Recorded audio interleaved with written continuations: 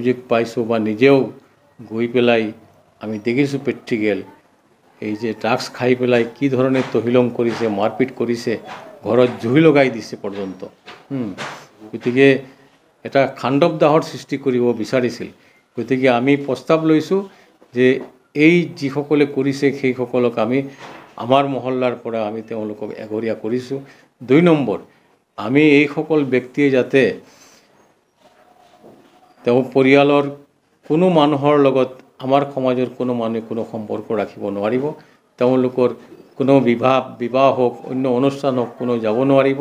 আমাৰ মহল্লাৰ মৌলবীসকলেও তেওঁলোকৰ লগত পাৰ্টিচিপেট কৰিব নোৱাৰিব। আৰু যদি কোনোবাই কৰে তেতিয়াহ'লে সেইসকলৰ বিৰুদ্ধে আমি ব্যৱস্থা ল'ম।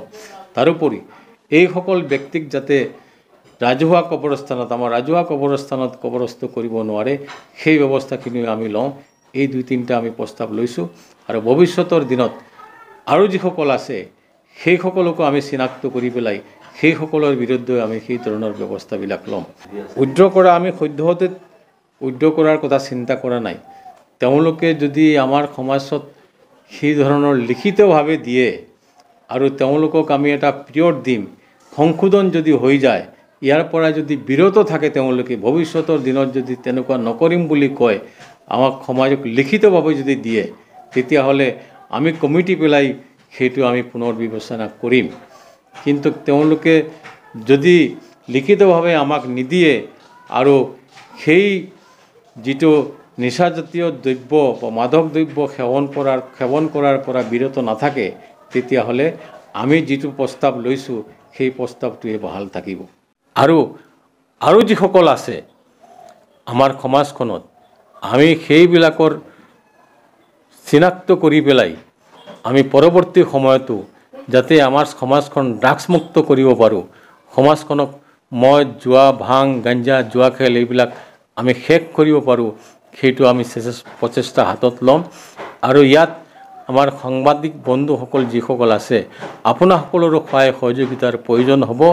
এই সমাজখন যাতে আমি সুস্থ হিচাপে ৰাখিব পাৰোঁ সেইটোৱেই আমাৰ প্ৰয়াস হ'ব। আৰু এই ক্ষেত্ৰত আমি আমাৰ আৰক্ষী বিভাগকো আমি খবৰ কৰিম। আমি এই সম্পৰ্কে তেখেতসকলৰো আমি সহায় বিচাৰিম যাতে আমাৰ সমাজখনৰ পৰা এই জঘন্য অপৰাধী যিসকল আছে, ড্ৰাগছ এডিক্টেড যিসকল আছে, সেইসকলক আমি সমাজৰ পৰা এই ধৰণে আমি এঘৰীয়া কৰি পেলাই, কেৱল সেইটোৱে নহয়, তেওঁলোক মৰাৰ পিছত এই পৰিয়ালৰ কোনো ব্যক্তিক আমাৰ ৰাজহুৱা কবৰস্থানত তেওঁলোকক কবৰ দিয়াৰ পৰা আমি বিৰত ৰাখিম, কবৰস্থ কৰিব নোৱাৰিব, সেই সম্পৰ্কে আমি ব্যৱস্থা ল'ম। তেওঁলোকে নিজৰ ঘৰত সেই খব দাহ কৰিব লাগিব বা কবৰস্থ কৰিব লাগিব। ইয়াত আমি কোনো ধৰণৰ এই যিসকল অসামাজিক ব্যক্তি আছে সেইসকলক আমি কোনো কাৰণতে আমি ৰেহাই নিদিম।